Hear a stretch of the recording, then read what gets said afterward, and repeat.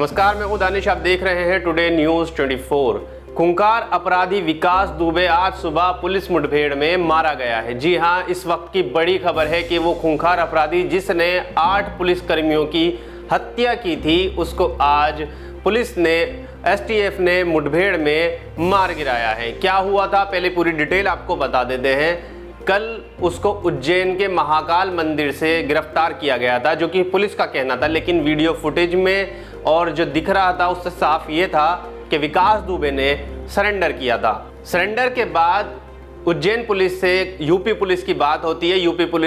Ujjain police UP police को विकास दुबे को दे देती है और यूपी पुलिस विकास दुबे को वापस यूपी लेकर आ रही होती है। ऐसे में पुलिस जिस गाड़ी से उसको लेकर आ रहे होते हैं वो गाड़ी पलट जाती है और विकास दुबे एक पुलिस वाले की पिस्टल लेकर उन पर भागता है और पुलिस वालों पर हमला करता है, जिस पर क्रॉस फायरिंग में एसटीएफ उसे गोली मार देती है, उसको एनकाउंटर में ढेर कर देती है। एक गोली विकास दुबे के सीने में लगती है तो एक गोली पीछे कमर पर लगती है। ऐसा पुलिस कह रही है। पुलिस ने बताया है कि गाड़ी पलटी, एक जो ड्राइवर था वो घायल हो जाता है। विकास दुबे एक पुलिसकर्मी की पिस्टल छीनता है और गाड़ी से निकल कर भागता है और पुलिस उसे गोली मार देती है।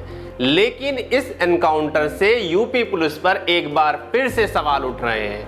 यूपी पुलिस जब से 8 पुलिसकर्मियों की हत्या हुई है तब से लगातार सवालों के घेरे में। और वो किस लिए, पहला सवाल ये उठता था कि पुलिस क्या में कौन मुखबर है जिसने विकास दुबे को उसकी मुखबरी करी और 8 पुलिसकर्मी शहीद हो गए।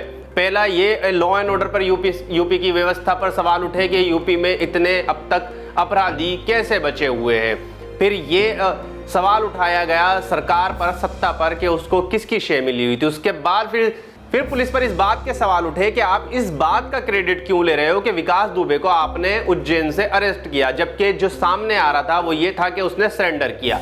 अब एक और सवाल खड़ा हो गया जिस पर विवाद होना तय है और शायद यूपी पुलिस भी इसका जवाब ठीक से ना दे पाए। वो ये कि विकास दुबे का क्या फर्जी एनकाउंटर किया गया है, क्योंकि जो देखने में लग रहा है वो यही है। अब शायद बहुत से लोगों का ये सवाल होगा कि इतना एक खतरनाक अपराधी को अगर मार भी दिया जाता है, चाहे वो फर्जी एनकाउंटर ना हो, तो लोगों को प्रॉब्लम क्या है। आप सवाल करेंगे, बहुत से लोग हमें कमेंट्स भी करते हैं, वो ये बोलते भी है कि आपको समस्या क्या है। तो हमें समस्या ये नहीं है कि एक अपराधी मारा जाता है, जो कोई भी अपराधी हो उसे सजा मिलनी चाहिए, लेकिन समस्या ये है कि ये भी एक तरह का गुंडा राज है। मतलब जिसके हाथ में हथियार हो वो किसी को भी मार दे, चाहे वो बदमाश के हाथ में हो चाहे वो पुलिस के हाथ में। तो फिर हमने जज क्यों बिठा रखे हैं, फिर हमने कोर्ट क्यों बना रखी है, फिर हमने लॉ एंड ऑर्डर क्यों बना रखा है, या इंसाफ का जो हम कहते हैं कि न्याय मिलेगा, वो सब क्यों है। अब समस्या क्या है, अब समस्या क्या खड़ी हुई है विकास दुबे के एनकाउंटर से।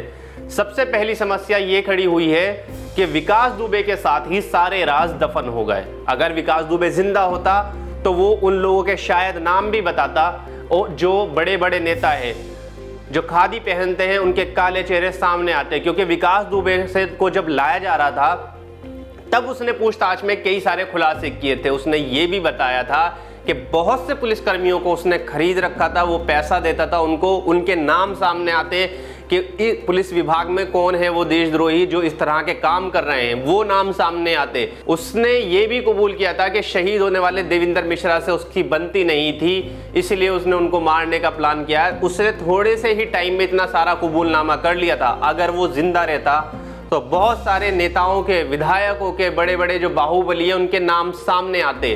तो कहीं ना कहीं सरकार पे इस बात का अब सवाल खड़ा हो रहा है, क्या सरकार ने अपने बचाव के लिए उन नामों को दबाने के लिए इसका एनकाउंटर करवाया, या पुलिस ने अपने विभाग का दाग छुपाने के लिए उसका एनकाउंटर किया है।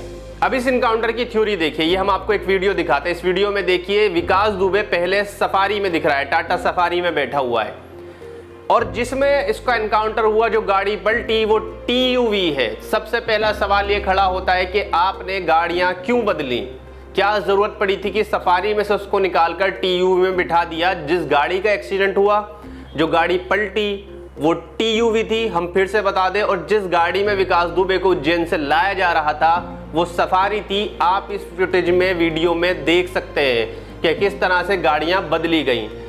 अब दूसरा सवाल ये खड़ा होता है कि कल एक दिन पहले ही उसके एक और गुर्गे का पुलिस ने इनकाउंटर किया था प्रभात मिश्रा का, उसमें भी सेम थ्योरी बनाई गई थी कि पुलिस की गाड़ी यूपी पहुंचने वाली थी, फरीदाबाद से उसे लेकर आ रहे थे, गाड़ी जैसे यूपी पहुंचने वाली थी वहां पंचर हो गई और उसने भागने की कोशिश करी, हमने गोली मार दी।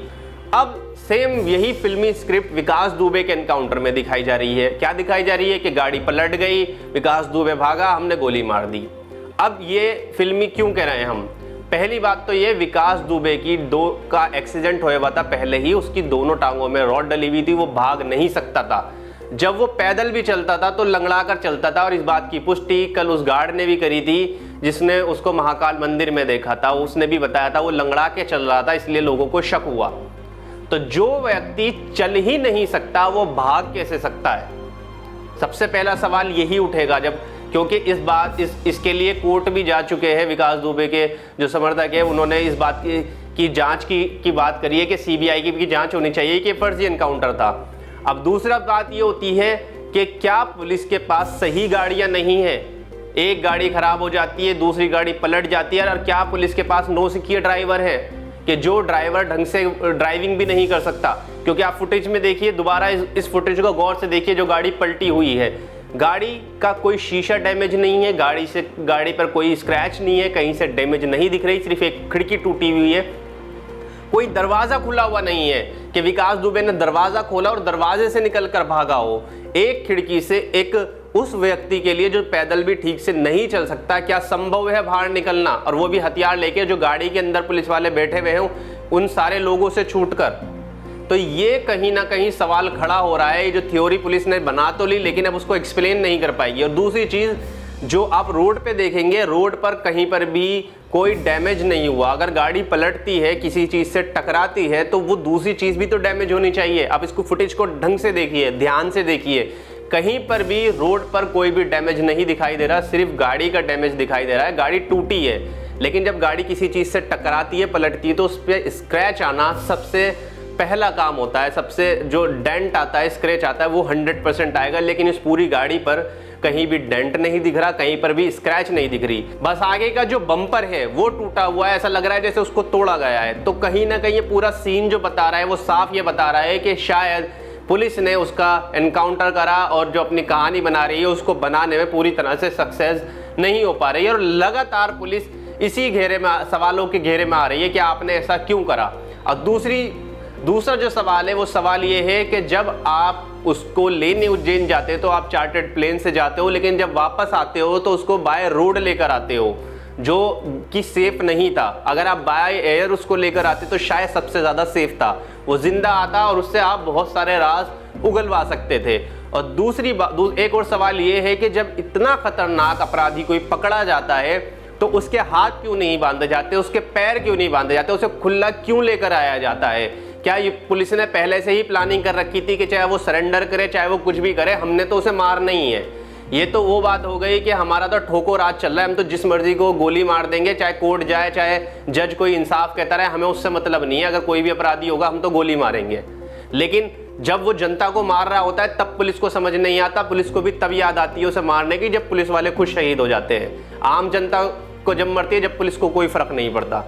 तो ये सारे सवाल पुलिस पर खड़े हो रहे हैं कि ये एनकाउंटर क्या फर्जी एनकाउंटर किया गया था। तो पुलिस जो ये पूरी स्टोरी बना रही है, फिल्मी स्टोरी बना रही है, फिल्म की स्क्रिप्ट लिखी पुलिस ने और वो प्रेजेंट कर रही है, तो वो ऐसा लग रहा है कि पुलिस को खुद न्याय व्यवस्था पर यकीन नहीं है, पुलिस को खुद यकीन नहीं है कोर्टों पर, पुलिस को खुद यकीन नहीं है जजों पर। तो पुलिस ने ये सोचा कि न्याय व्यवस्था कब मिलेगा, नहीं मिलेगा, या अपने इंसाफ लेने के लिए उसको गोली मार दी।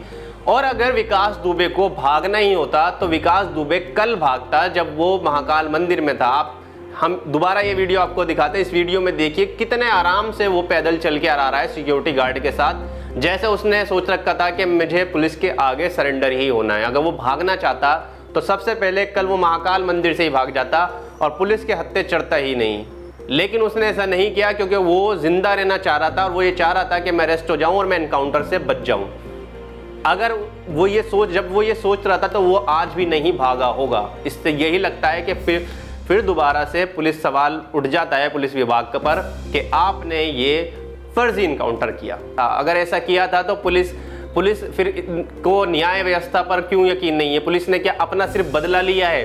पुलिस ने ये नहीं चाहती थी कि इंसाफ मिलना चाहिए, क्योंकि हमने कोर्ट बना रखी है, इतना पैसा, हम देश का पैसा ही जाता है, जब हमें इंसाफ ही ऐसे लेना है, किसी को मार दिया तो इतने जज बिठाने की क्या जरूरत है, कोर्टों पर इतना खर्चा करने की क्या जरूरत है, सबको आप बंद कर दो, सीधा अपराधी पकड़ो और गोली मार दो। तो ये सबसे बड़ी गलती है पुलिस की। अगर पुलिस ने इस तरह की जो थ्योरी बनाई है, और सोशल मीडिया पर भी लोग इस पे बात कर रहा है कि ये तो एकदम फिल्मी थ्योरी हो गई, ये बॉलीवुड में अच्छे स्क्रिप्ट राइटर नहीं बचे, लेकिन वो सारे यूपी पुलिस में चले गए। इस तरह के ट्वीट लोग बहुत कर रहे हैं और यूपी पुलिस का मजाक बना रहे हैं। कहीं ना कहीं पुलिस का मजाक बनना एक खुद में शर्म की बात है, क्योंकि सारे पुलिस वाले करप्ट नहीं होते। जो ईमानदारी से अपना काम कर रहे हैं, कहीं ना कहीं उन्हें इस बात का फील होता है कि किसी की गलती से पूरा महकमे को एक बदनाम किया जा रहा है या उन पर सवाल उठाया जा रहा है। तो ये सारा कहीं ना कहीं एक सोचना पड़ेगा कि जो यूपी राज्य में जो व्यवस्था चल रही है, या तो गुंडे मार रहे हैं या पुलिस मार रही है, गोलियां सिर्फ गोलियां चल रही हैं, या तो गुंडा जिसका मौका लगा वो गोली चला रहा है, अगर किसी बदमाश का मौका लगा तो वो गोलियां चला देता है, पुलिस का मौका लगा तो पुलिस चला देती है। लेकिन न्याय व्यवस्था जो है वो कहीं ना कहीं खराब होती जा रही है। तो ये सारे सवाल पुलिस की व्यवस्था पर उठते हैं कि पुलिस हर जगह नाकाम रही, पहले उसे पकड़ने में नाकाम रही, पहले उसे ढूंढने में नाकाम रही, पहले इस वारदात को होने दिया, मुखबरी करी गई पुलिस की तरफ से, जो इतना बड़ा कांड हुआ उसको रोकने में नाकामयाब रही, और उससे पहले इस अपराधी को अपराधी बनने में या उसे रोकने में नाकाम रही, उसको बनने दिया। तो ये सारी नाकामियां कहीं ना कहीं पुलिस विभाग की, नेताओं की, सरकारों की रही है कि पहले आप एक बड़ा अपराधी बना देते हो, और जब वो आप पर हमले करता है तब आप उसे मारते हो, लेकिन जब वो आम पब्लिक को, गरीबों को या किसी दूसरों को दबाता है या उन्हें मारता है, तब तक आपको कोई फर्क नहीं पड़ता। तो कहीं ना कहीं इस पूरे मामले ने अब तुल पकड़ लिया है। हर कांग्रेस हो या बीएसपी हो या एसपी हो, हर कोई इस एनकाउंटर पर सवाल उठा रहा है, और हर कोई एक ही बात कह रहा है, क्या भाजपा ने, बीजेपी ने, क्योंकि सत्ता में बीजेपी है, अपने राज दबाने के लिए विकास दुबे का एनकाउंटर किया। हम आपको बता दें, पहले ये कहा जा रहा था कि ये एसपी और बीएसपी का पाला हुआ गुंडा था। अगर ऐसा था तो भाजपा को, बीजेपी को, योगी सरकार को ये चाहिए था कि उसे पकड़े और जिंदा रखे, और उन एसपी बीएसपी वालों नेताओं के नाम सामने आए जिसने इसको संरक्षण दिया था। लेकिन आपने ऐसा नहीं किया। इसका मतलब ये होता है, एक मैसेज ये जाता है, जो जनता सोचेगी या जो लोग सवाल करेंगे, क्या आपने अपने आप को बचाया है, क्या पुलिस ने अपने आप को बचाया है। हो सकता है सरकार इन्वॉल्व ना हो, पुलिस ने अपने आप को बचाने के लिए कुछ लोग ऐसे हो जिनके और बड़े रैंकों के नाम सामने आते हैं, जिसके कॉन्टेक्ट विकास दुबे के थे।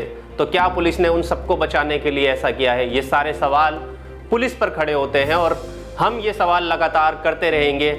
और आपके भी अगर कोई इस तरह के सवाल हो, आप कहना चाहते हो, आप हमें कमेंट बॉक्स में ज़रूर बताएं। धन्यवाद।